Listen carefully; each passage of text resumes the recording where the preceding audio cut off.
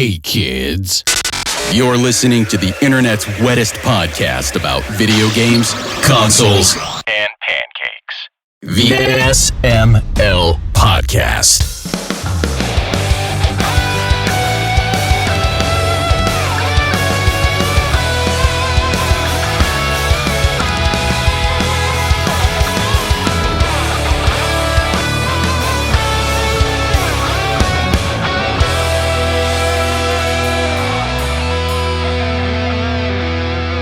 What's up, everybody? This is the SML Podcast. Simpsons. What? I just wanted to interrupt you.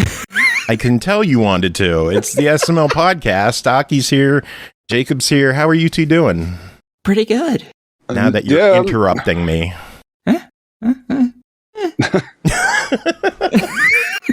That's how the show's going. Pretty much. Jacob. You sound like a bunch of Sims. That's how they talk, right? Simlish? I have no idea. I don't know. I don't know. You sounded like you were having a stroke. Does everything smell like burnt toast right now?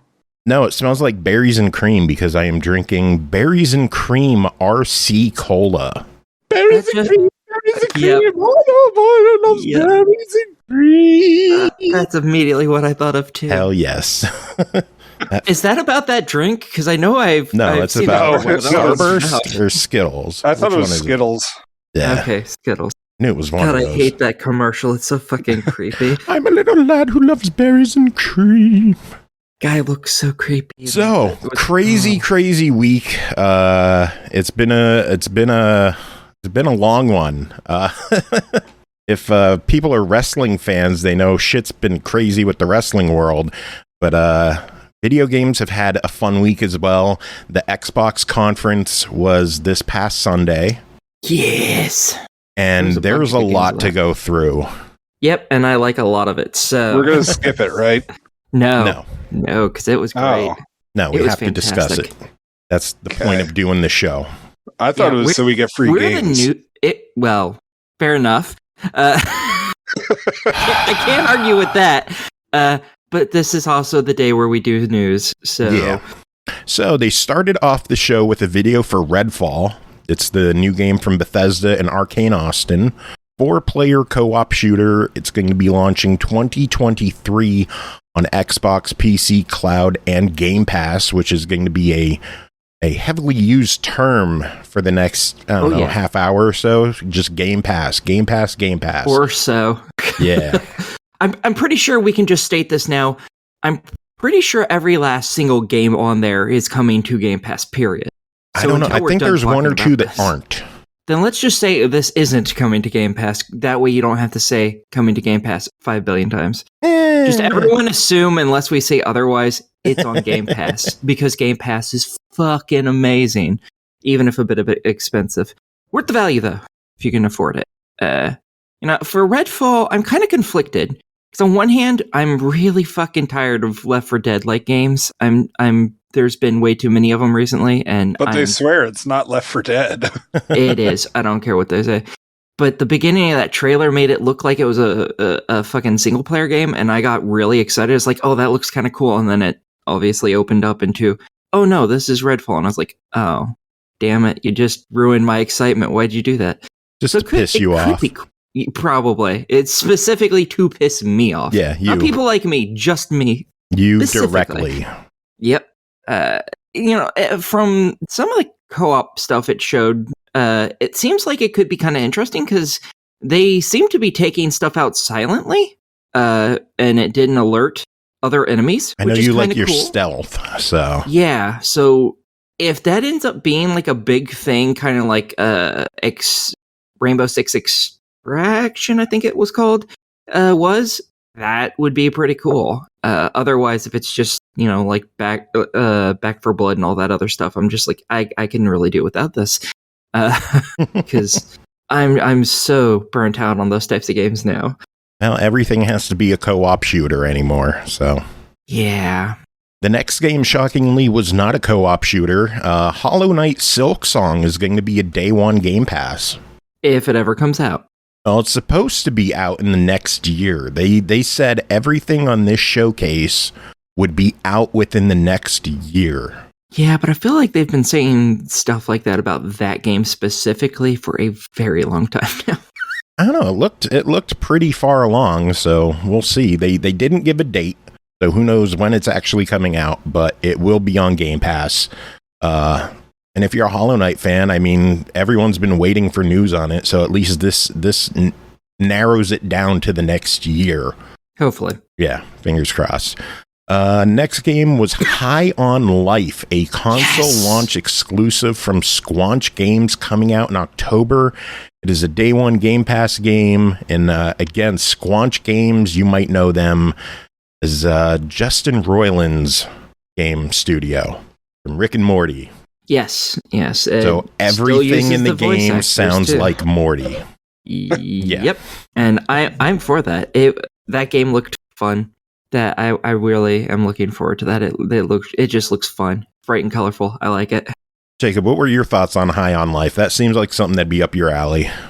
I did not see the trailer for it.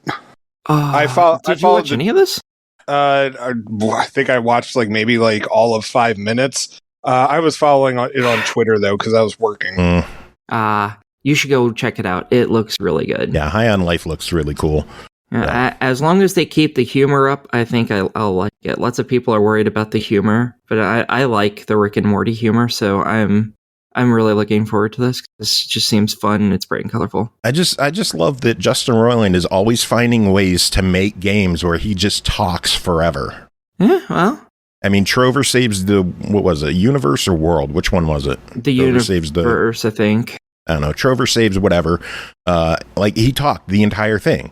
And he just made jokes the entire game, and it was fucking hilarious. And I'm excited to see what they do with High on Life. Yeah, and this one I can play because it's looks good, and it doesn't seem to have any flashing, so I'm all for it. I'm looking forward to playing this game. I was less excited about the next batch of content, which was Game Pass is getting a ton of PC and mobile stuff from Riot Games this winter. All the champions in League of Legends and League of Legends Wild Rift, Foundation set unlocked in Legends of Runeterra, select Little Legends unlocked in Teamfight Tactics, and all agents unlocked in Valorant. None of those are coming to console, PC, and mobile. You wouldn't want any of that shit on the console. So I mean, there's a lot of people excited about it, but I don't care at all. Wait, what is it coming to? PC and mobile. Oh, I thought you said it wasn't coming to PC, console, and mobile, and I'm like, then what is it coming to? It's not microwave? It's not coming to console. Okay. You wouldn't want it on console anyways. There's no way you'd ever be able to win against PC players in games like that. That's very specifically made for PC players. But if you're into these types of games, it is a good price point because it's unlocking all the original people for lots of these games, which takes a long time or a bunch of money. So it is a pretty good value. No, it's an amazing value if you play them. Yeah. I just don't play them, so I don't care. Yeah, I'm not personally. I'm not interested either. But and also to go in with this, I mean, I really think Microsoft is heading towards mobile again. They want somebody else to take care of it. I mean, that's, in my opinion, part of why they bought Activision Blizzard, because then they get access to all of King's shit. Yeah. And this is just more of it. So it's very logical. Yeah, well, yeah, of course, for us consumer whores. Yes. Now that Windows Phone is dead. You can still play Sudoku, Yeah, but that's not on game. Windows Phone. Well, yeah, but it's on iOS. Yeah. I'm saying Windows Phone is dead. Oh my god. Yes, we covered that. Next piece of news, because no one cares about this one. A Plague Tale Requiem was shown off. Coming out this year, 2022. Yes. I want this for review so bad. If we get it. Hound them. This is one of the few games I'm going to be like, no, you email them every day if you have to. I want this. This is one of the very few games I need to have. Granted, we'll regardless, see what happens. I will have it. Regardless, I'm going to own it anyways because I've already bought the collector's edition. Well, there you go. So you already have it. God, I can't wait for that to come in. I want it so bad. The game I want so bad is up next. Forza Motorsport, coming out spring 2023, day one Game Pass. Looks fucking ridiculous. It's going to have live ray tracing during races, not just during replays and during photo mode. It's going to be a visual treat. Yeah, sadly, I'm not particularly big on racing games, and most of the graphical upgrades I really can't tell. So No.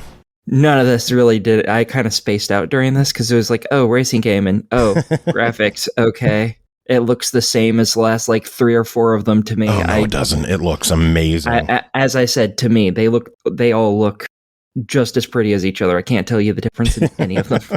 Like, okay, maybe the cars move faster? I don't know. I can't even tell when it goes from 30 to 60 FPS other than your character moves further in the same amount of time. That's the only thing I notice. So it's like, Jacob, any thoughts on Forza? I mean, is it going to look pretty? Yes, but I'm more of a Forza Horizon kind of guy. So there's a difference. Yeah, Forza Horizon's more arcadey. And Forza open world. Motorsport, yeah, and Forza Motorsport is track based and more realistic. Oh, So, I always yeah, just because assumed they every were the single same time thing. Joe's just like, "Oh my god, man, this one's getting delisted. You better go buy it." Like for the Motorsport ones, I'm like, "Oh shit, I better go buy it," and then I buy it, play it for 5 minutes, and I'm like, "Wait, I suddenly remember why I don't care when these go." Because it's the Horizon ones that are the only ones I care about. Okay, yeah, if I was going to pick between the two, I'd probably for Horizons as well then. Yeah, Is- most people like the Horizon one more, but I'm excited for Forza Motorsport Prime. I think it looks really good. I'm excited to see. Is Prime actually at the name of it? No. Or is it just... No. Yeah, okay, all right. It's just Forza Motorsport. Right, that's what I thought. Okay. Yeah. After that, they showed off some more content for Microsoft Flight Sim. A Halo Infinite add-on is available now, and then a 40th excited for that. anniversary content is coming in November. I'm sorry, you- what year? 40th anniversary. Jesus. I didn't think the Microsoft. game had been around that long. Yep, Flight Sim has been around for fucking ever. Jeez. Yeah. I don't know where exactly what is the map that they're adding for the Halo stuff? Because I know they're adding the Pelican. Yeah, I don't think they're adding a map or anything, are they? Yeah, I thought I it was think just they that you are. could Just fly... the ship. Oh, I thought there was a map because I know there was a section where it was like in outer space, and I was like, that's not maybe. in the game, I assume. So I was like, I Oh. wonder if they're adding a Halo ring or what's going on. I wasn't sure since I don't really follow flight sims since I'm. I don't know. After that, Overwatch 2 getting an October 4th early access release. It's going to be free to play. Or if you want, there's a $40 package you could buy now that guarantees you beta access and the game on day one and some other bonuses and blah, blah, blah. Yeah, so it's, if you've played Overwatch 1, you've played this game, but with a couple less characters. Enjoy. I still don't understand the purpose of this game. You don't understand the purpose of multiplayer shooters? No, of this game specifically, because Why? this game, literally the only thing they're doing is adding a couple new characters.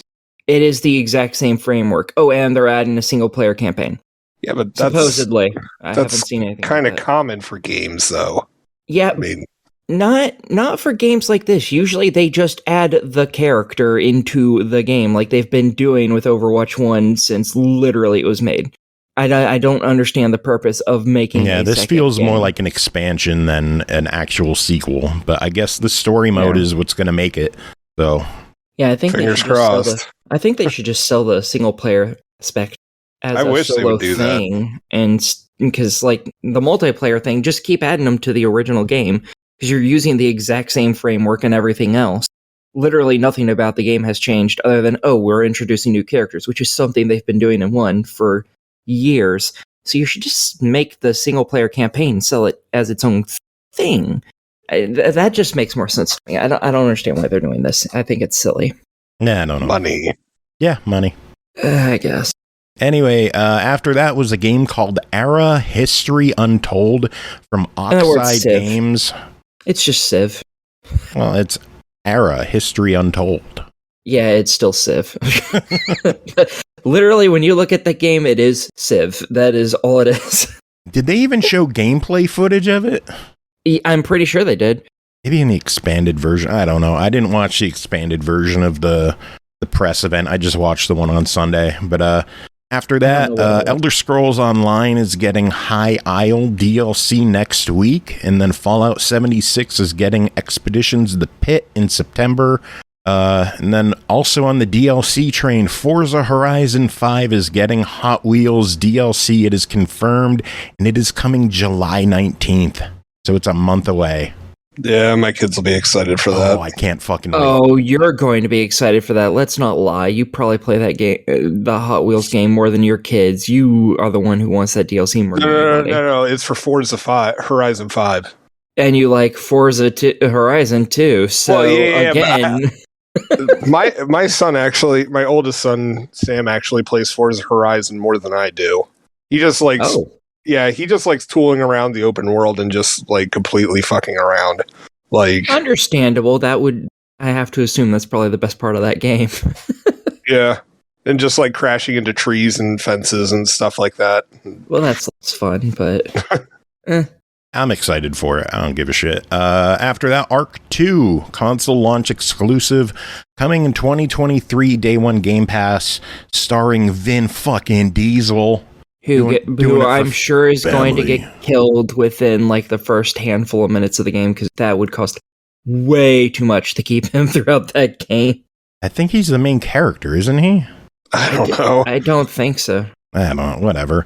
After that was Scorn. That's coming out October Wheelman? 21st. No, I don't care about Wheelman.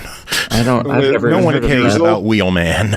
Dude, was I the only person that enjoyed that game? Yes. I've never heard of it, so... It was a 360 game. Still haven't heard of it. You were supposed to like drive and shoot throughout stuff, although there were some like on foot parts, but it kind of sucked. Like those parts. Scorn. But driving around while shooting, it was pretty Scorn awesome. looked good. October 21st for Scorn. I really want that. Scorn. I've been looking forward to Scorn for a couple years now. I am excited for that. Yeah, that one looks pretty good. And day one Game Pass, obviously. Flintlock, The Siege of Dawn is coming early 2023. It's D&D, and you play as a warlock gunslinger. Hell yes. I can't wait. I'm so fucking excited. There's so many games I don't remember anything about because there were so many, and it's been so long since the event happened, and it's been such a crazy week. I remember all of those and all the PC one. Nice. Those are the two I remember. If you say the name, I'll probably remember what it is. Next game they showed is a new action strategy game coming out in 2023. A little indie called Minecraft Legends. Another Minecraft game. I like those games. Something that I noticed, they did not mention exclusivity on this one, so I have a feeling this will be on Switch and PlayStation as well. Oh, there's no way it would be exclusive. Nah. Has any of the Minecraft games been exclusive? No. Okay, I didn't think so. Nope. Everything Minecraft is multi-platform. Okay. Yeah, Microsoft is not dumb. They'll just rake in shitloads of money off of this. Yeah, and it'll be day one Game Pass, so Xbox is taking care of there. Yep. Next was a game called Lightyear Frontier coming out spring 2023. I don't know anything about it. Aki? Helpful. Gunfire Reborn, a 4-player co-op roguelite action shooter coming out October 2022. They're just a few months away. That one looked pretty good. It wasn't on my list of things I really cared that much about. I bet you the last case of Benedict Fox was, though. Yes, I'm up in the air on that one because I'm not entirely sure how it's going to play.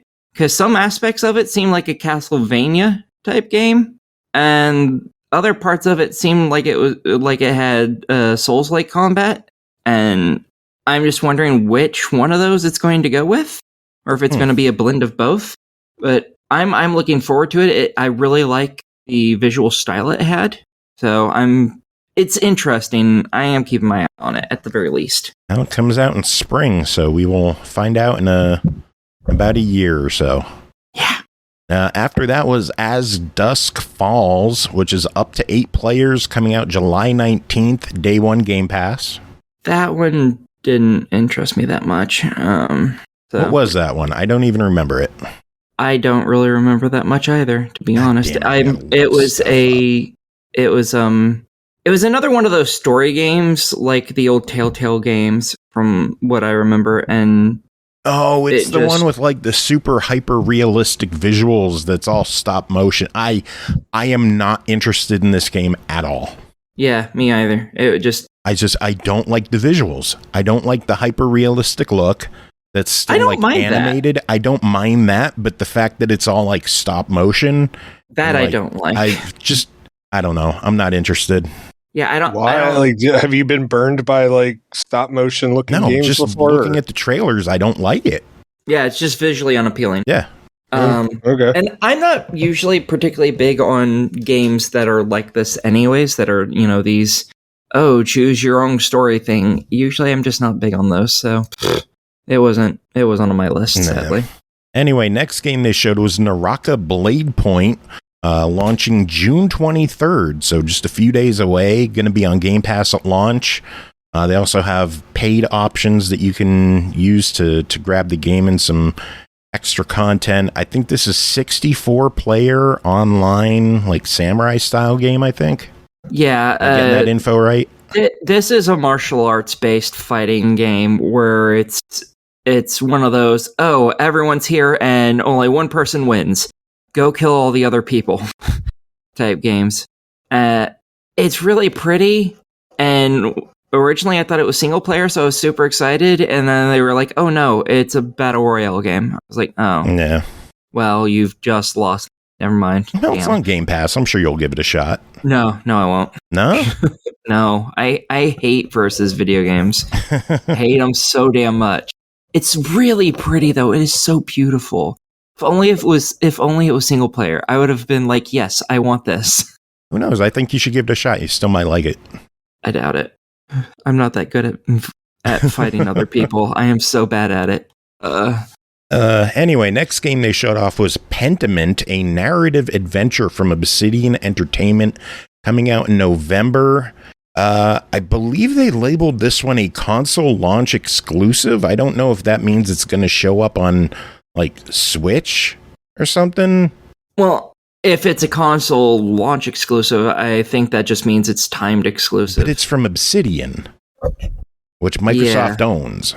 Well, not everything Microsoft owns and makes games for stays on Xbox. They might put it to PlayStation. I don't know. But the game didn't seem that interesting to me, sadly. I don't like the visual style of it. Yeah, I can understand that. It's a unique looking game.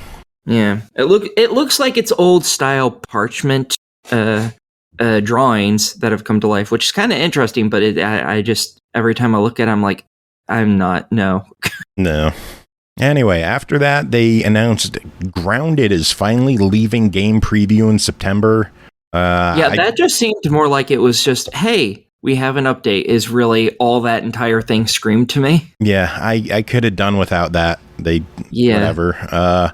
After that was Erebon Shadow Legacy. Yes! From Raw Fury and Baby Robot, coming out in 2023. Aki, what's this one? I reviewed Origami, I believe, and I think Cole reviewed Origami too. This is basically Origami. Except for in this, you play as someone who pops in and out of shadows and kills robots instead of people. It's still a stealth game, still hiding from things, and you're still assassinating things. I can't wait for this. This is going to be so good. Nice. Matter of fact, it even uses a very similar art style as Origami, so I'm really looking forward to this. It looks so cool. Has Baby Robot done anything else, or is this their first game? I don't know. Let me look. I'm not familiar with them. What's the game called? What's the game called again? Erebon Shadow Legacy. Ereban. That is their only game, at least on Xbox. Yeah, they've been around since 2017. or 18. Now, it's another console launch exclusive, and we'll find out more in 2023. But also coming out in 2023, Diablo 4 shown off. Series X gameplay was shown off. It looks fucking incredible. It's going to be open world gameplay, which is interesting. A new class was shown off, the Necromancer. And I want this one bad. That trailer was really good, I have to admit. That game isn't my style of game, but that trailer looked really good. That was so cool. Yeah, I can't wait for Diablo. I'm looking forward to this one. After that was Sea of Thieves. You're going to be able to customize your cabin and name your ships. Season 7 is starting July 21st. So there's that for Sea of Thieves fans. After that was Ravenlock from Coco Cucumber coming out in 2023. They're the people who made Riverbond and Echo Generation, I believe. This one I don't actually remember. This one was also... This is another one I was iffy on because it looks like it's a lot of Soul-style combat. I love the art style, though.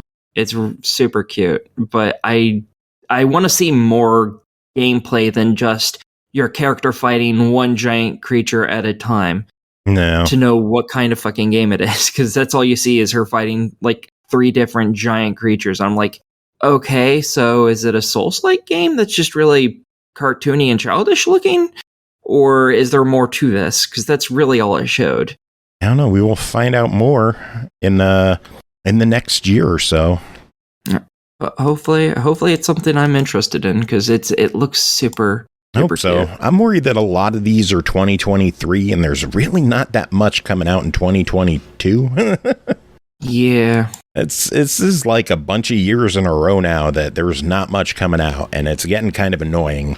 But they showed off Cocoon, the new game from the dev of Inside and Limbo. That looks interesting. It kind of reminds me of there's a Crow game that you can play. Shit. This is an indie game on Steam, and I've forgotten what it's called. Never mind. Fuck. Sorry. Ignore me. Anyway, this one's coming out in 2023, another console launch exclusive. After that, they showed off a game called Wo Long Fallen Dynasty, a new game from Team Ninja coming in early 2023. I don't believe this one's exclusive at all, but it is coming to Game Pass. Yeah. I like the concept behind it, but I'm pretty sure it's a Soulsborne game through and through. Yeah, probably. I think it's like kills my excitement for it. A Dynasty Warrior Souls-like, I think. Yeah, it's set in basically Dynasty Warriors time, just not in the same area. And it seems to be a Souls-like, and I'm just like, oh. Yeah. And then, for me, the huge news of the show, like the fucking bombshell of bombshells that I never saw coming, Atlas is back to supporting Xbox. Because Persona 5 Royal is coming to Xbox, Persona 4 Golden is coming to Xbox, and Persona 3 Portable is coming to Xbox. All coming to Game Pass. I'm really excited for 4 and 5. The 3 Portable, I don't like how it looks visually, but I'm really excited for the other 2. I've been wanting to play some of the Persona games because I never got into those in the PS2 era. So I'm looking really forward to those. Look like they're going to be fun. Yeah, this should be some good stuff. Hopefully they do well on Xbox, and hopefully Atlas will support Xbox a bit more. Persona 5 Royal will be out in October, on October 21st. They also confirmed the games will be coming to Steam and PS5 as well. I'm not sure if they'll be same day as Xbox or if they'll be staggered releases, but everyone's going to be able to get to play them for the most part. No word on Switch. Hopefully they say something for Switch. Yeah, hopefully, because I'm pretty sure all of these would be playable on a Switch without any real issue. Even on the standard original Switch, I don't think any of these would be too intensive for it. So hopefully they get it. I know, you'd think Kingdom Hearts 1 and 2 would work on the Switch, and those are cloud versions. I think that's more laziness than the actual system won't run it. True. After that, they announced that, yes, it is happening. A new game from Kojima is coming to Xbox. And that's all. That's all we know. Yeah, as you can tell, I am so excited for that. Well, rumors are it's going to be a horror game, so I figure you'd be interested. Oh. I didn't know those rumors. All I knew was he was making a game. And I'm like, okay, when last time you made a game, it was a fucking walking sim with balancing mechanics. No, thank you. Yeah, it's rumored to be a horror game called Overdose. Well, if it's a horror game, I might be able to get into that. Everyone is so, like, super Kojima, and I'm just like, he's okay. Most of his games don't make any fucking sense. And I've played most of them, so I know that for a fact. He's, he makes really interesting stuff sometimes when he has a good crew behind him that tells him no. Are you playing when he doesn't Clicker or something? You were like clicking like crazy over there. Oh no, I'm trying to find more information on different stuff. Oh. Sorry, didn't realize that was coming through. My bad. Yeah, but Your mouse is loud. Yes, it is. When he doesn't have a team that tells him no, though, he makes a walking sim with balancing mechanics that's subpar.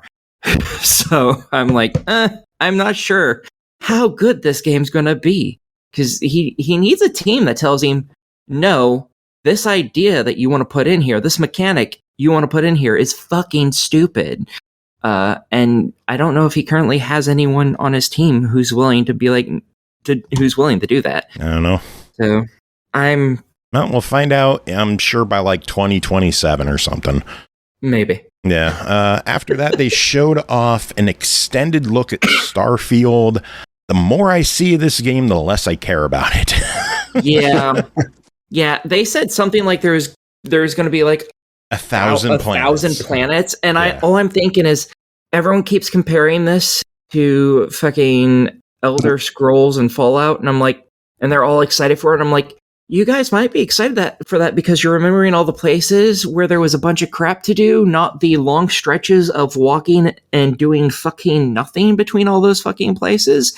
This being on a grander scale just means we're going to do nothing for fucking hours between doing something. No, thank you. I was going to say the comparisons that I've been seeing all compare to No Man's Sky. No Pulse which is in chat. Just as No Pulse in chat literally just said, stop comparing it to No Man's Sky. Even if we go with that, that doesn't help anything for it. Because it's like, okay, so you still have a lot of fucking nothing to do. All right, cool. Not interesting. It's just they're saying, like, you could explore 1,000 planets. I don't want to. I want a good story. It's like, you could customize your ship. It's like, I don't give a shit about customizing a ship. Like, you could customize everything. It's like, I don't give a fuck about that either. Like, I just want a good, solid story. And, like, I don't think this is going to be a good, solid story. Enough stuff to explore to keep me entertained, but not too much to explore that I get burnt out. Yeah, I think this game would already, as is with the information I've been given about this fucking game, I think it would be better if it was like 10 worlds that you could explore, and it was a more concise, tight fucking game. They say that it still has more scripted content than any other Bethesda game. I don't believe that. I do. Todd big Howard the game is. said that, and Todd Howard also said that fucking Fallout 76 was going to be a good game. He can eat a dick. Well, Fallout 76 right now is a pretty good game. No. Took a while to get there, but it's like No Man's Sky. It took a while to get there, but it's decent. Yeah, the only reason it's even halfway decent is because they added everything in to make it basically a single-player game, because the multiplayer concept parts of it still fucking suck. If it was a single-player game, it'd be better. And look at that. They've done everything they can. I mean, even the Pits DLC that they're adding into it is just basically a DLC from another fucking one of their Fallout games. They're just rehashing stuff to put into this game to make it more like the single-player game, so it'll be better. Oh, well. Well, we'll find out more about Starfield in the next year or so.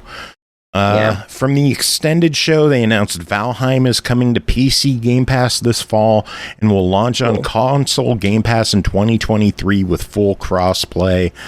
I thought it was an RPG of some sorts, but then I found out it's a survival game, and now I don't care about it. Yeah.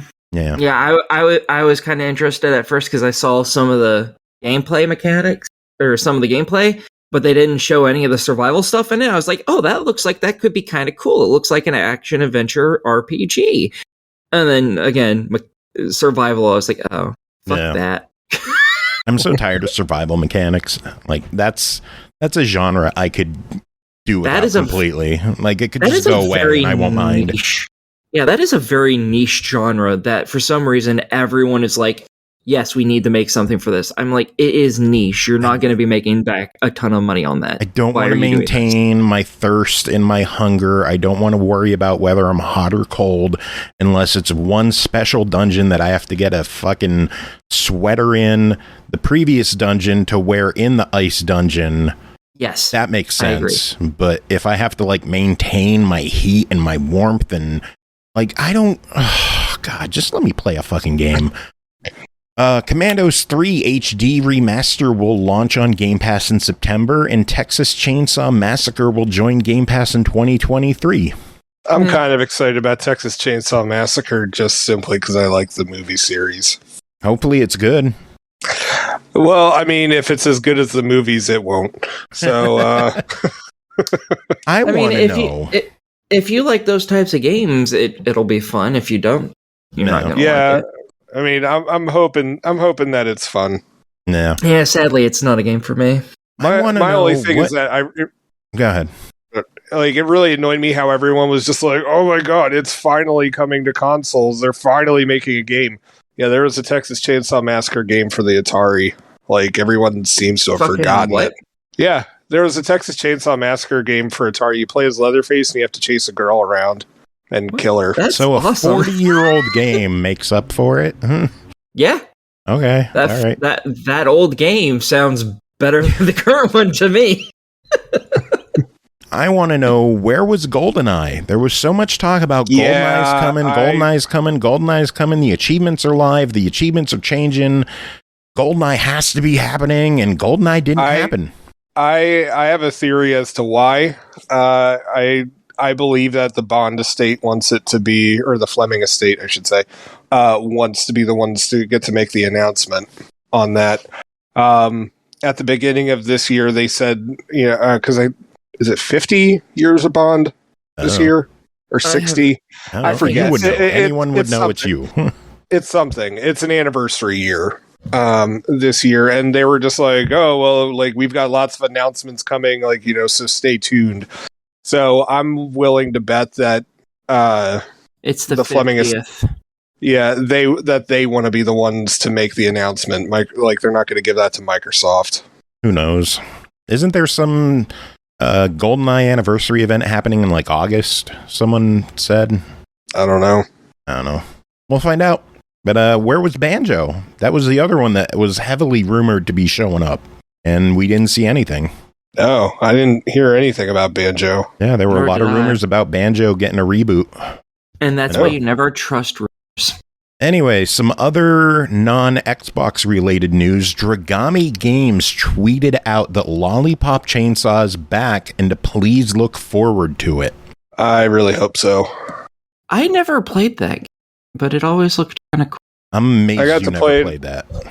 I know, a girl in a short skirt jumping around with a chainsaw. Yes. That's, yeah. And, I mean, I got to play it on my ex-girlfriend's PS3. I thought it was pretty fun. But was for whatever reason... Xbox? Yeah, it got an Xbox 360 release. And it is not backward compatible, sadly. It's not backward compatible, but you can get, like, a sealed copy for, like, $20-$25. So it's not hard to find a copy. Okay. It's not hard to find a lot of 360 games. It's just you can't play them on the Xbox One. I still have my 360 connected. It's fine. Yeah, I mean, I've been tooling around with my 360 this week, actually. Anyways, you're finding out the pains of the 360 wireless card is dog shit. Yeah, I mean, well, the thing is that, like, what I wanted, I've got 3 hard drives for it, and I want to get all of my non-Xbox, like any Xbox 360 game that cannot be played on my Xbox Series X, I want them to be downloaded onto the hard drive. And so far I've got like, I think it's like 120 games between 3 hard drives. For Consolidate that shit, man. I plan to. It's just like I'd have to get another external hard drive for it. But just get like a 1 terabyte hard drive. Plug it in, copy everything over to it. You're good. Yeah, I understand that, but I also have to go back and find the rest of my games because not everything's on there. And so I was going through their marketplace, and it's real surprising, like all the shit that's like still available to buy. That you can't play on the Xbox One, but also just like all these like random games that like I didn't even know it existed. Like there's a handball game, there's a rugby game. I forget what the other friggin' international game was, but it was just like cricket. Yeah, thank you, cricket. And I was just like, shit, I didn't know like these were available for like digital download back then. Like, oh yeah, there's a few at least of rugby and cricket. I don't remember what the first handball is. That, but yeah, what is that? That just sounds like basketball to me. I'm not handball? All too sure. Okay, yeah, I don't know how many of those there are, but I know there's a bunch of cricket and rugby. There's a fuck ton of those. You get Doug Flutie Maximum Football too on Xbox One. Hell yeah. They've got years name of that. Is silly. Baldur's Gate Dark Alliance 2 is going to be hitting current consoles in the summer. Cool. So Xbox One, Series X and S, Switch, PS4, PS5, and PC. So that's good news. It was confirmed Street Fighter 6 will have rollback netcode and crossplay. Well, pretend that we know what that means. Yeah, I know what crossplay means, but what the fuck's rollback netcode? Tim can explain it better, but it's basically the better way to do netcode.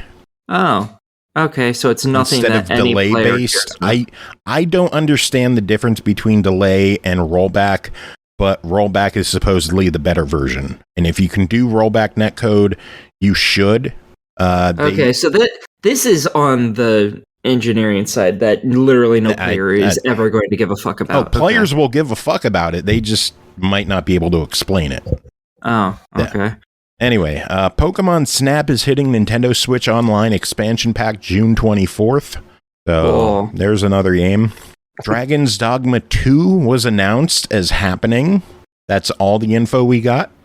That's cool.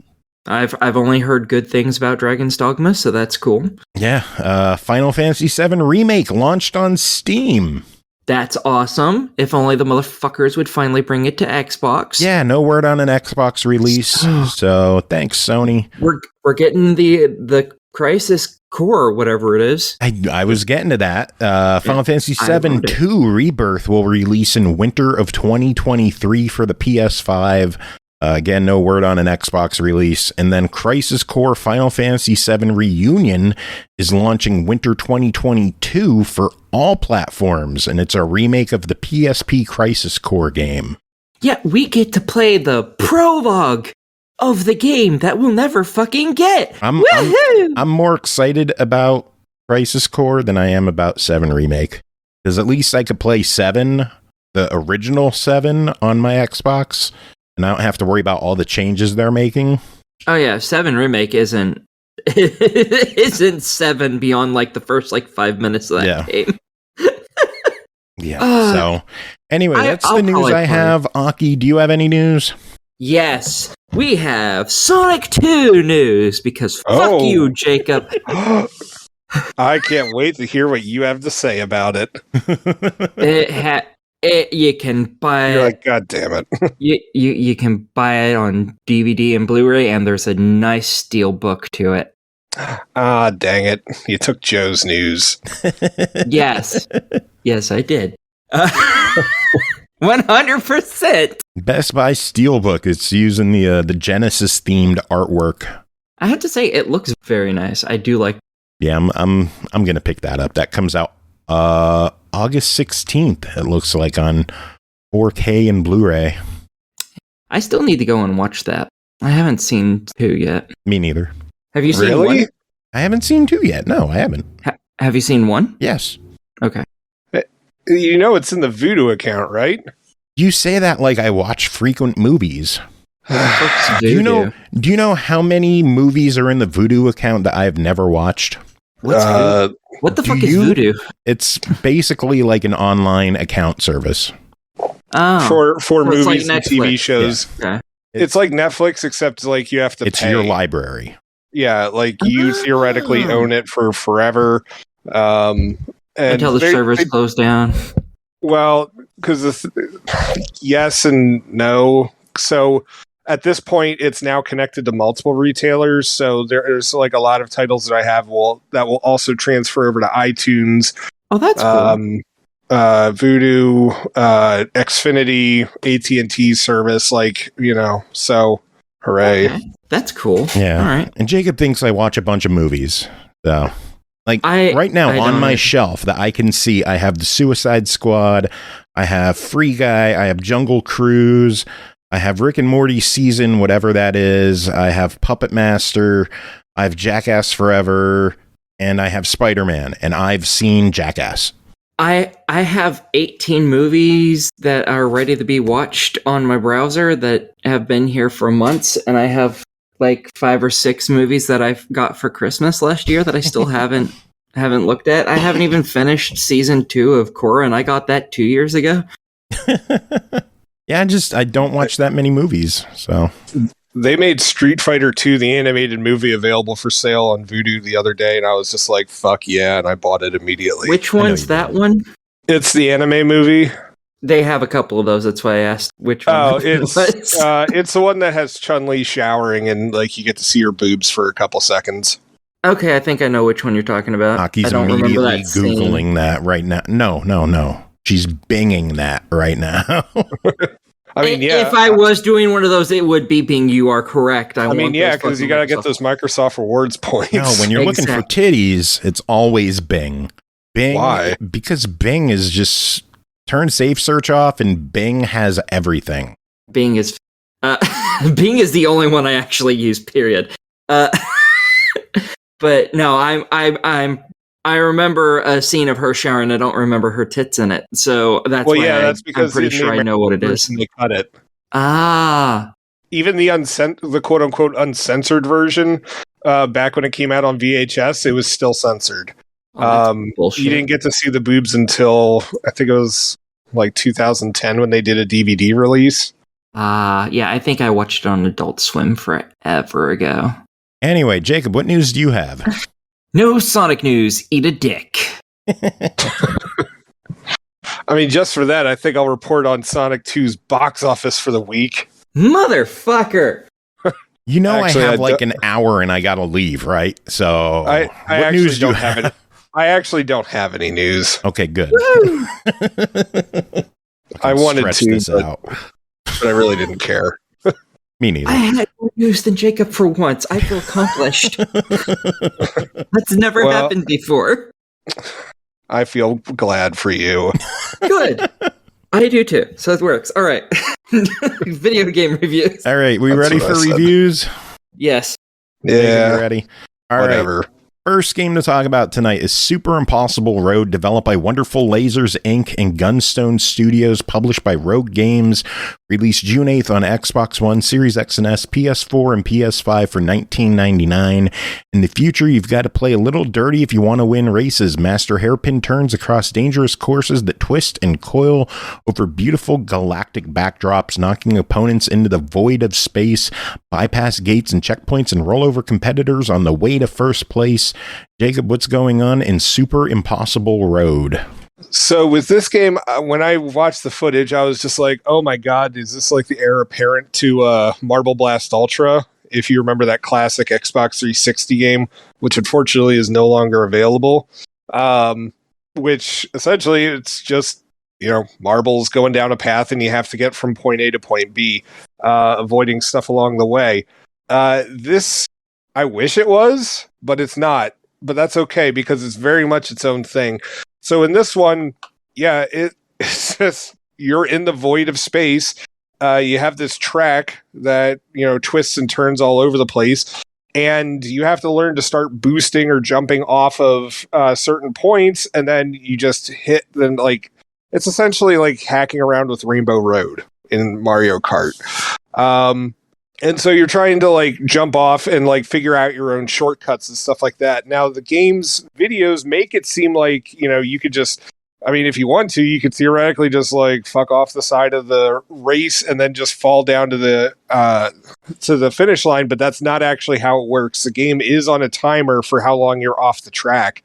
And so you don't get a whole lot, like you can't just win it in one fell swoop. You're going to have to plan out your falls and your jumps and stuff like that.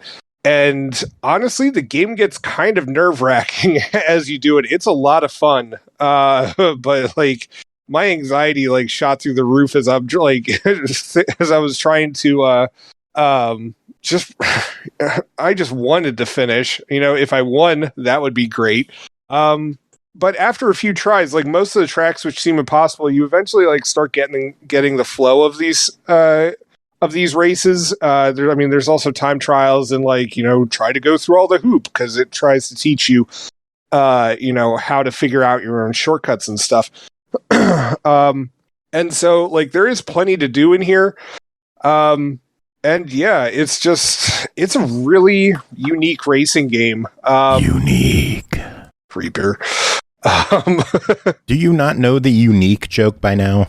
I don't think so, no. Oh my god. Oh my god. You've got to get caught up on Tuesday shows. Anyway. So you also have checkpoints all throughout the track. And the checkpoints are obviously where you save your space. So it's something to keep in mind that if you just keep bouncing off of the edge, like to the next area, you'll want to eventually find a checkpoint and go through it, because otherwise, next time you fall off the void, it's going to pop you all the way back to the last checkpoint you had passed through, which can severely fuck you over.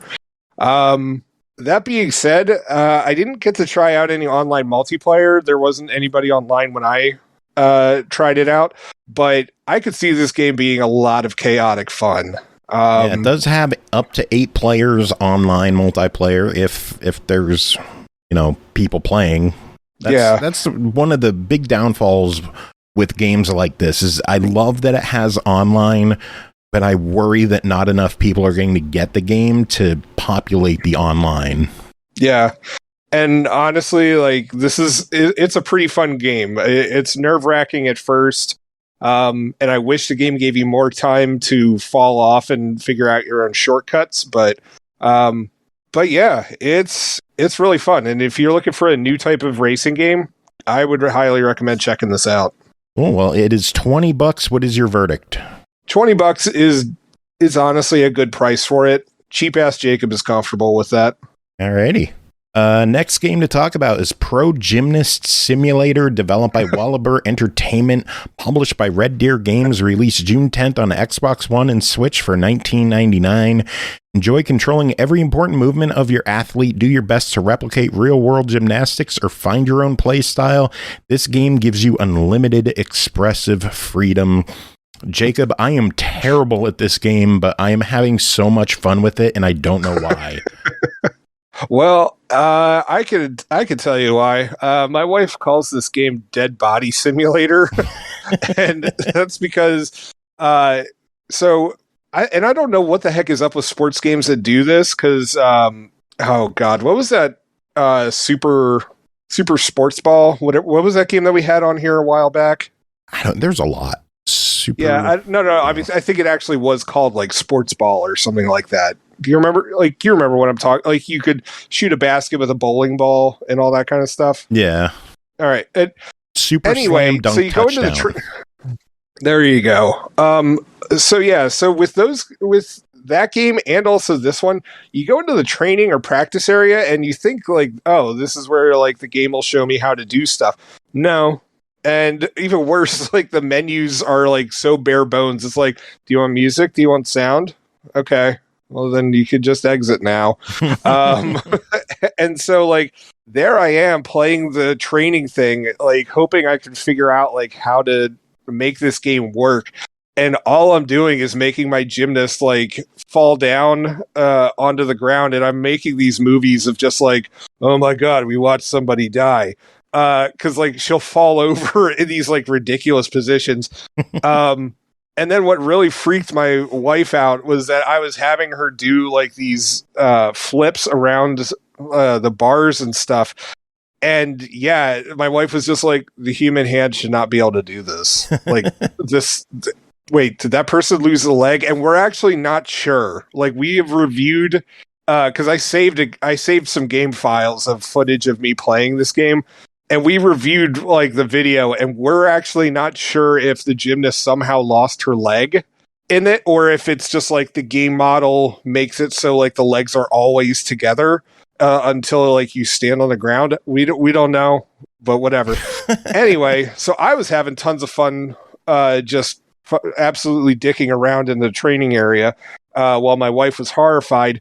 And then I decided to go through the it's not called campaign, but like, the competitions. Yeah. And lo and behold, that's actually where the game starts teaching you stuff and how to actually like work the game. And it's like, oh, this makes more sense. I'm still sucking, but at least it makes more sense. Like, so, and of course, like the game menus still don't reflect what the controls are. So you have to really play the game to actually figure out what the heck is going on. That being said, I mean, like, there's no multiplayer for it. You're just by yourself, and you're just trying to like win your competitions and making your gymnast like flip all over the damn place. It basically turns into like a physics puzzle game, and it's like, I don't even know if I'd call it a puzzle game. It's just a physics game, and you could let that dead body fling around on those. You have to figure out how to get to the end of the stages. You have to figure out how to collect the chalk thing. You have to figure out how to meet the score goals. It's definitely a physics puzzler. It's definitely for people who enjoy the trials games with like the momentum shifting and the body positioning, because you're controlling the top and the bottom of the athlete with the analog sticks. Now, I can't control the analog sticks worth a fuck in this game, because my brain doesn't work, but... Well, you watched my videos, right? Yeah. Yeah, I mean, like, you weren't able to do stuff like that? Well, I could do some stuff like that, but, like, I couldn't consistently get myself to, like, swing around. I couldn't, like... I don't know, I couldn't get the technique down that I needed. Yeah, I had that issue as well, and I really wish that the game's, like... practice actually had a real tutorial in there, because the game does not explain itself like pretty much at all. I mean, honestly, it explains what it needs to explain in terms of like what the buttons do, but it's not very clear on some of the missions what you have to do. But this game needs more polish. Like, it's fun to mess around in. But yeah, like it feels more like a demo than an actual game. Yeah. Well, it's sitting at $20. What are your thoughts? Is it fun to fool around in? Yes. Is this a good gymnastics game? I would go with, from what I can tell, probably not. I don't know. Like, I had a lot of fun messing around in it. But it's just getting through the actual game was confusing, and the game's not particularly helpful in that regard. I'd put it as a try it at best, but there's still work that needs to be done on this game. Yeah, I think if they continue to work on it, and I don't want to say improve the physics, because the physics seem okay. It's just improve the overall presentation. Presentation. That's a good word. It needs some little touches to make it more playable and more cohesive, and I'm having fun with it. It's just, I don't think it's $20 fun. Yeah, not in the state that it's currently in. Nah, if it was $10, I would be all over this, because I think it's ridiculous fun. $20, it's a harder sell. It is on sale right now for $15.99. That's a little more palatable, but I would still wait for a bigger sale on this one. But yeah, when it is a comfortable price for you, I think it's a goofy, fun time. If you like physics games and you like if you're a fan of QWOP, you'll love this. I don't know what that game is. QWOP, you don't know what QWOP is? Nah. The running game where you control the legs. Oh.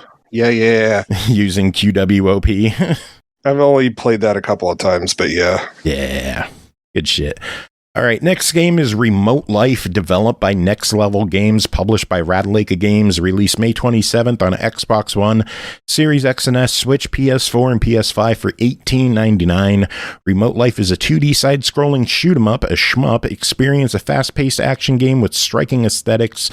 The gorgeously animated 3D graphics are full of creepy monsters, ominous backgrounds, and menacing bosses. Featuring 16 different unique combat missions, get ready to fly through a vibrant and haunting alien world. The game is a full immersion in an unseen world. Jacob, what are your thoughts on Remote Life? So in this game, Earth finds out that, there's this alien race that's about to invade. And so they send off one of their best pilots, and immediately he dies. And they're like, oh shit. Well, all right, plan B. So we're going to pop you outside the ship. Now then you have to break in, and then we'll have other pilots doing other shit, and we'll try to get you some shit along the way. And you're like, okay, cool. And it's all done with this really terrible, auto-tuned voice acting. So you might want to mute it. It's not good. But yeah, so you're going through this alien ship, and there's a lot of weird stuff. And one of the things I do appreciate about it is that it wasn't just random bugs or stuff flying through. It was stuff that was actually crawling along the ship, or crawling from underneath where you couldn't see from the camera's line of sight, and then crawling up onto the screen in front of you and then going out towards you. It did some pretty neat stuff with it.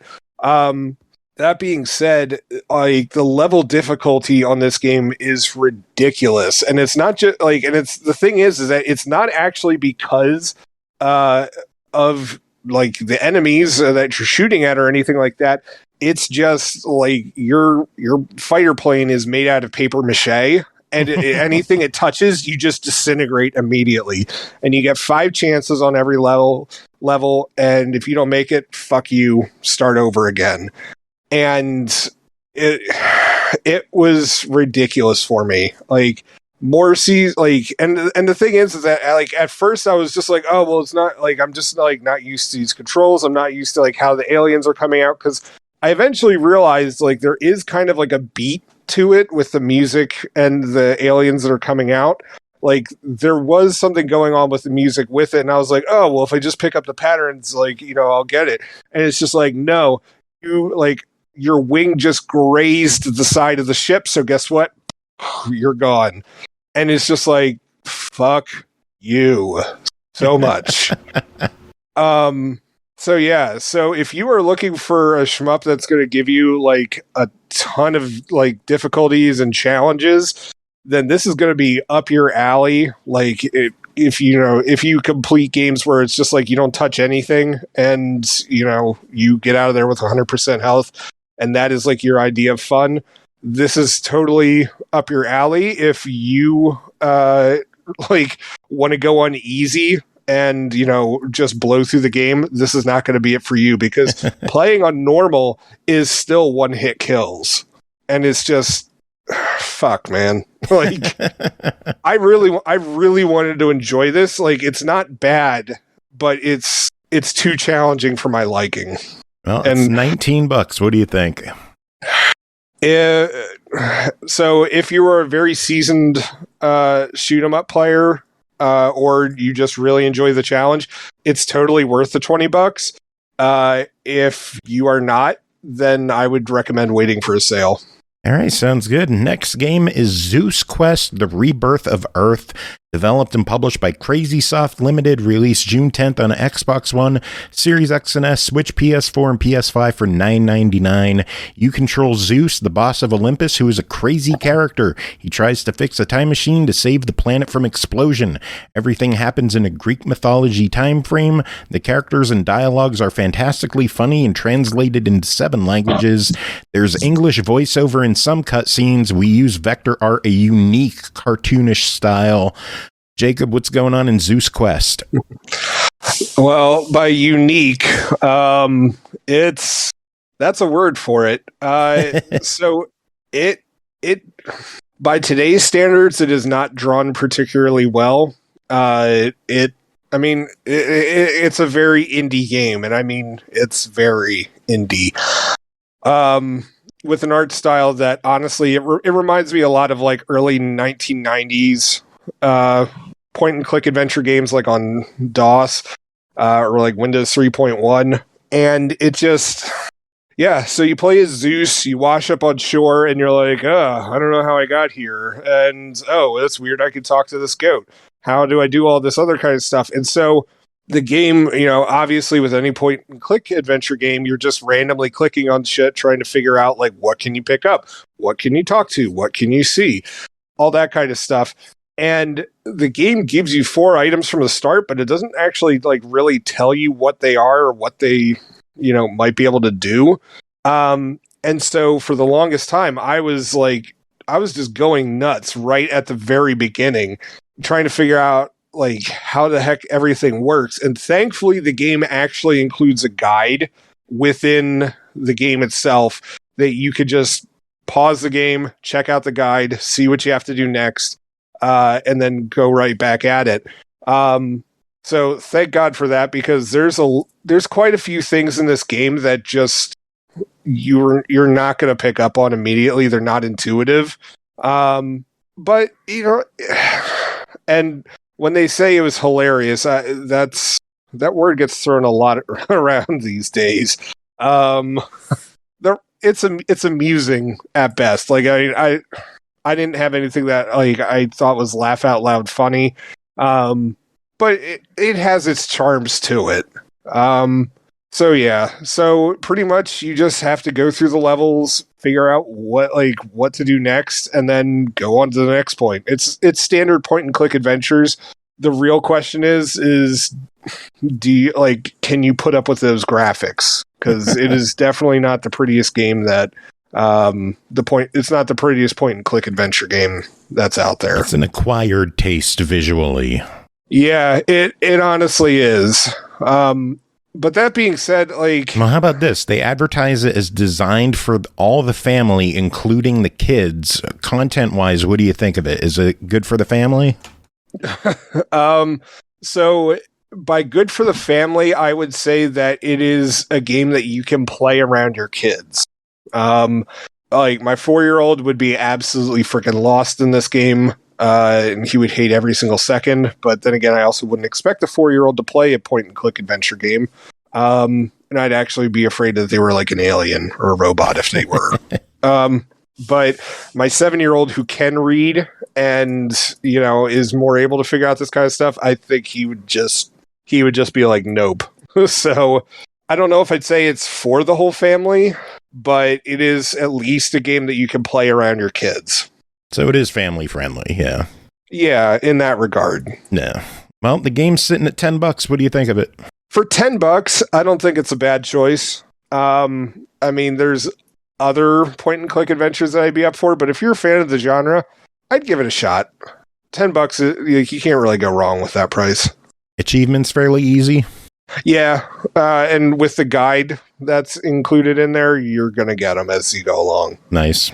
All right, well, you got one last game to talk about. That is Why Pizza, developed by Marginal Act, published by Sometimes You, released June 22nd on Xbox One, Series X and S, Switch, PS4, and PS5 for $4.99. Why Pizza? Because it's awesome. You're one of the delivery guys working in a pizzeria, and you need to hurry because pizza can get cold. Jacob, what the hell is this game about? Good question. So...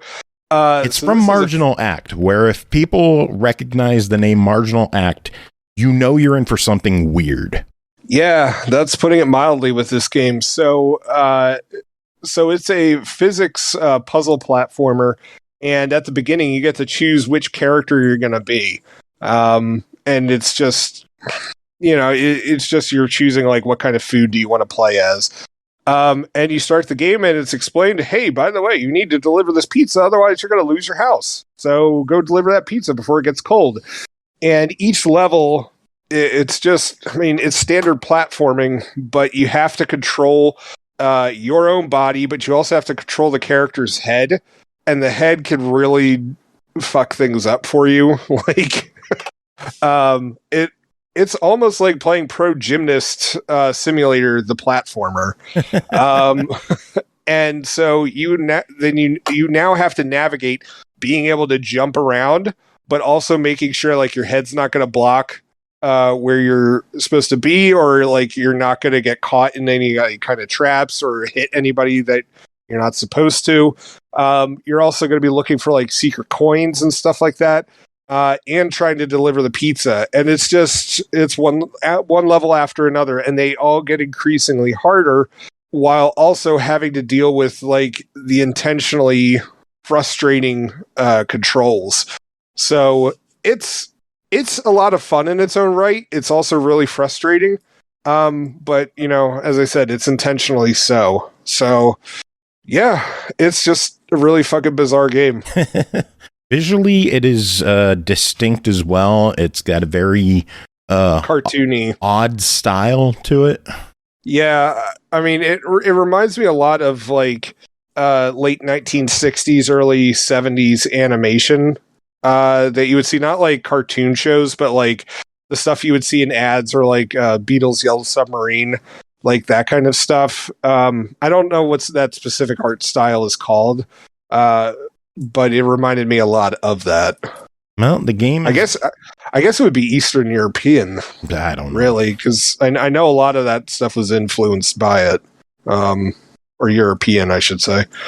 But anyway, the game is $5. This is one of those downsides where it is not cross-buy. So if you buy it on Xbox One, you also have to buy the Series X and S version.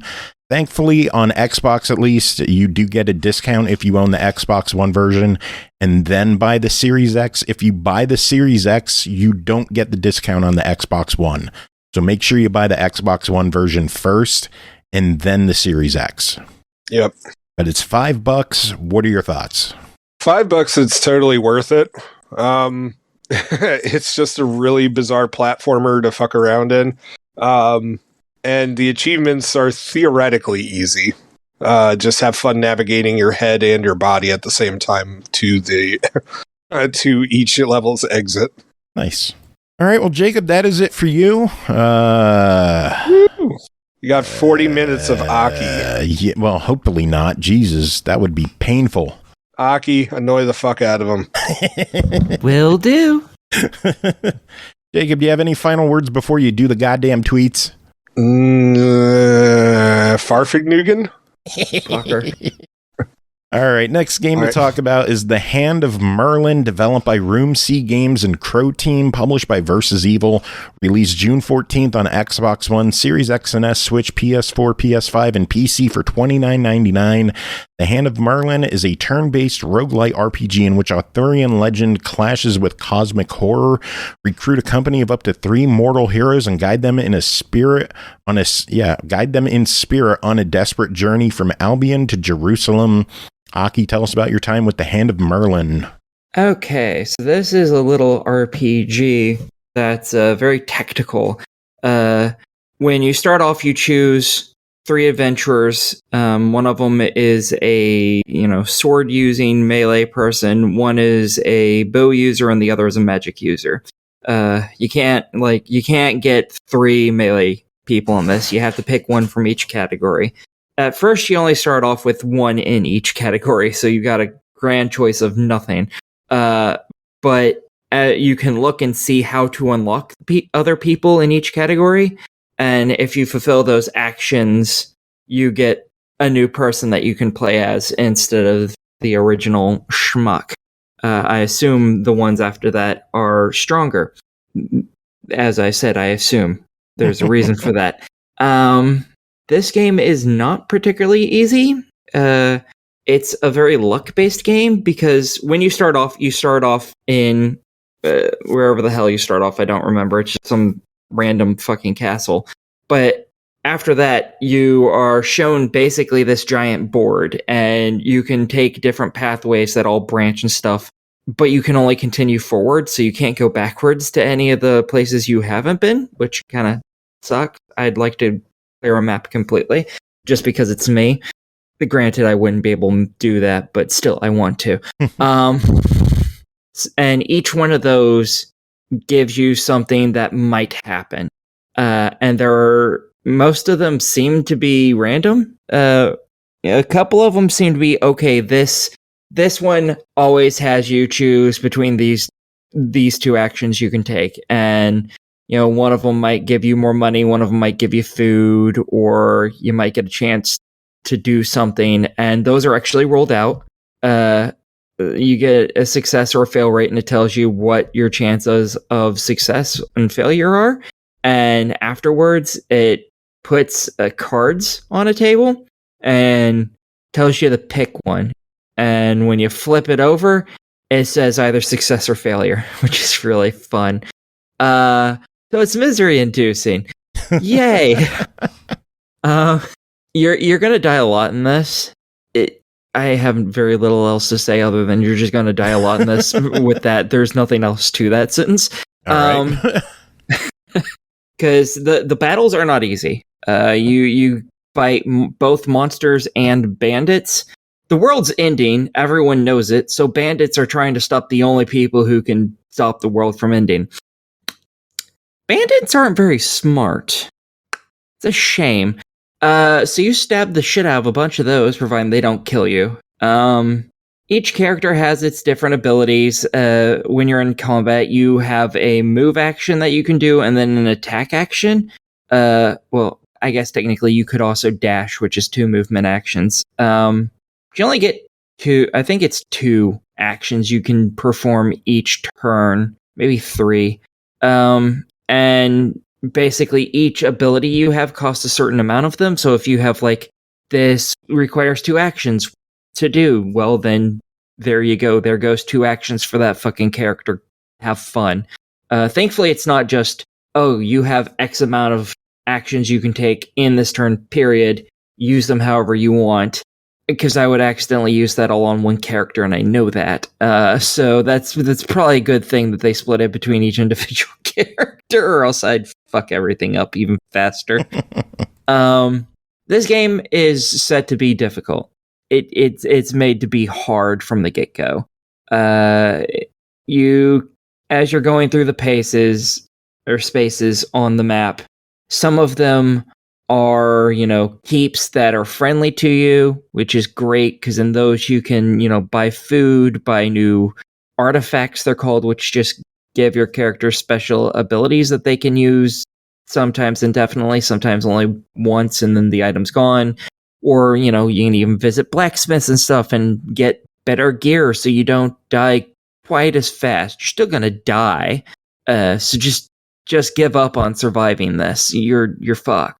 And there's also corrupted areas where the combat is significantly harder, and I don't think you can get from point A to point B without hitting a couple of those. So that sucks, because when they say they're harder, they're a lot harder. They're so much harder. And in these areas, you fight beasties that are evil, monstrous demon-y thingies, like a giant slime monster and weird demon bug things. Weird fucking critters that they hit hard, and they usually have special abilities that can fuck you up even more. And they're not fair. They're just not fair. They're not fair. They're little bastards. And so far, I've managed to make it to the second island once. I think there's 5 different places you go to. 4 or 5. I've gotten to the second one time. I suck at this game. I was not expecting it to be this hard. I was like, oh, this looks like something, this shouldn't be too bad. Oh God, no. And it's because it's based on luck. Like if every one of the squares you visited was one set thing, and it was the same thing every playthrough, you could eventually maybe work out how to get your way through it. Because they all give you a handful of different random things that might happen on that square, and it just picks one at random, it becomes increasingly difficult to do that. And if you have an unlucky run, you're not... I played through like 7 or 8 times before I managed to get to the second island. I've not done it in the like next 10 or so times that I've tried it. Because it's a great deal of luck, sadly. And I don't particularly like that game. So I'm not lucky. The combat is pretty nice when it's in your favor. When it's not, it's very unfair, seemingly. You can use cover in it by running up to something that's, half cover or full cover, and that lowers the chance of ranged attacks hitting you. Supposedly, I've never seen an enemy miss hitting me, and I've missed them so many fucking times. But really, all you have to do to get around that, if an enemy does it, because they'll do it too, is just walk around it, and then you get a 100% chance of hitting them, and you hit them, and it's great. And hopefully they die. They don't, you're still fucked. And yeah, there's not a lot of healing in the game, so once you start taking actual health damage, you start getting pretty butt fucked pretty quickly. You start off with X amount of armor for each character, and when the combat ends, your armor is fully brought back up. But any health damage you take after the armor is gone does not come back. You have to heal for that, which means either you have to spend a ton of money that you do not have to get healed in a city, or you have to hope that one of the magic person's skills that you get eventually will be healing, because every time you level up your character, they give you 3 skills that you can choose from as the skill for that character. Healing may not be one of them in any of the level ups you get, because you get 2 or 3 level ups, and then after that, every level up, you just get to increase one of those 3 abilities you already have. If you don't get the right skills, your run is fucked. There's seems like you had a rough time with this one. Yeah, and it all comes down to so much of it is chance. You can't really plan for things in this, and that makes it much harder than I feel is really necessary for it. Well, that's the beauty of roguelites. Well, I guess that's true. There is something you get to take from every run. Sometimes you find these little magic things that allow you to unlock a magic ability on Merlin's little magical Rubik's Cube box that he gives you. And those that you've unlocked stay with you. I think you can only choose one of them to have every run, but the more of them you unlock, the more of them you get access to. Yeah. Well, so that's nice. Well, this game is sitting at $29.99. What are your thoughts on it? I am very hard pressed to give this a buy it, because it's so much luck based, and it's just banging your head against a wall until, not that you develop skill, it's until you just get a really lucky run that you may never manage to get again. If you like these kinds of games, because this is very old school style of this type of game, if you're for this is going to be fantastic. You're going to love this. Everyone else, I don't think anyone else is going to like this type of game. This is a very niche game, in my opinion. So if you're into this niche, it's definitely a buy it, because it's good at what it does. But for anyone who's not for this niche, this isn't going to make you want to play it. This is just going to make you hate it more. So I don't like this game personally, sadly. All right, well, you got one last game to talk about. We got one final game on the docket tonight, and we are getting into SML After Dark territory. George, take it away.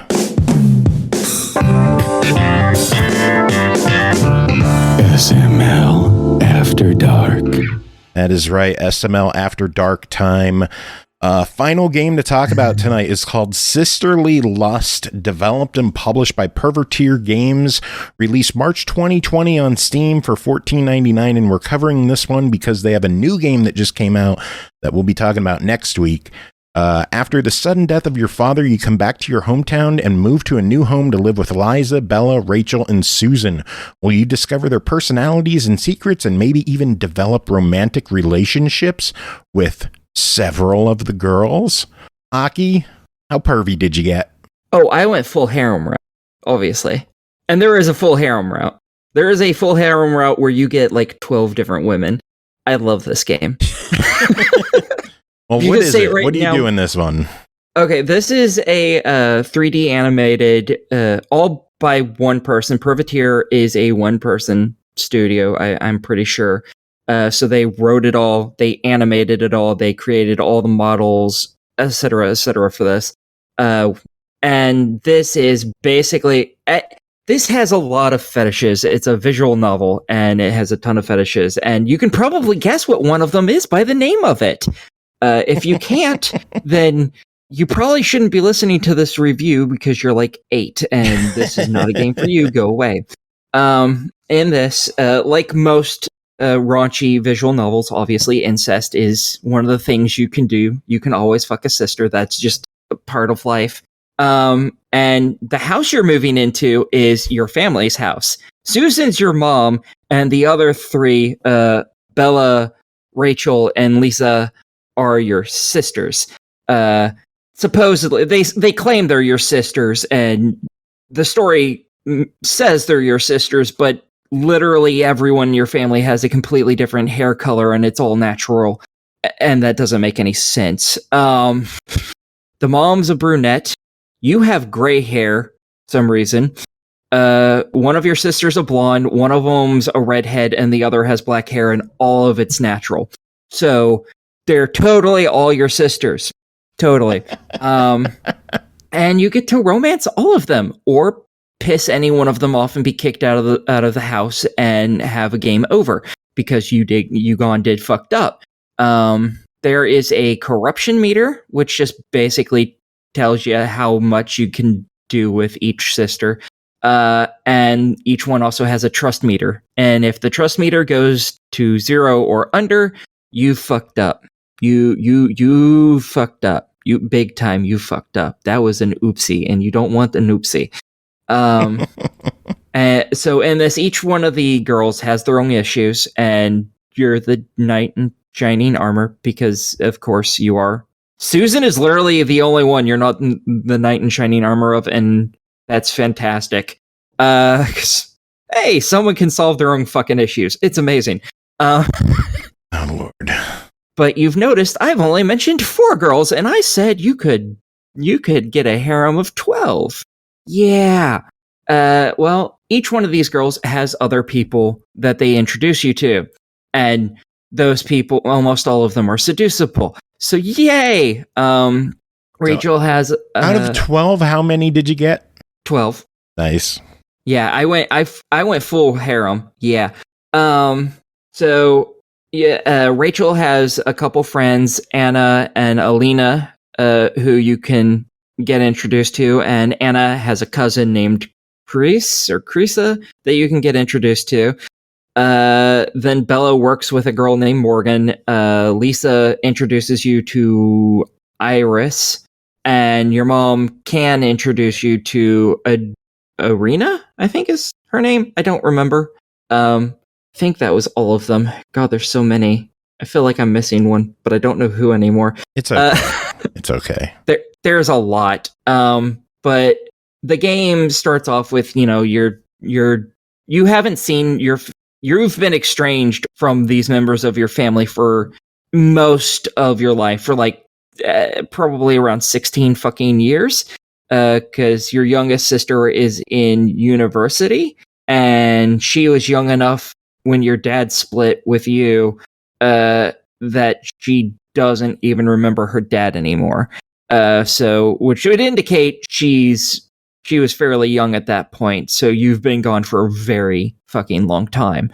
So you're just trying to get to know him again. You get some reminiscing about who they were in the past. Not that they've changed much. Bella, the second oldest, she's a little bit older than you, was a bitch, and she's shockingly still a bitch. Lisa was the oldest and always was the most mature, and guess what? She's still the oldest and still the most mature. And the youngest still has youngest child syndrome. So, yeah. But then you guys go on a vacation to a tropical island. And that tropical island is run by a king who married like 6 women, and all of them were his siblings. So that island is fully pro do whatever you want, as long as you're not diddling things that do not consent, go hog fucking wild. Oh and then and then everything starts to fall in or out of place if you so desire. Before you give too much of the story away, you don't want to give too much away. I want to appreciate that you have 16 and a half hours in this game. I thought it was 18 and something hours. I'm just going off of what Steam says. It says 16.5 hours played in the past 2 weeks.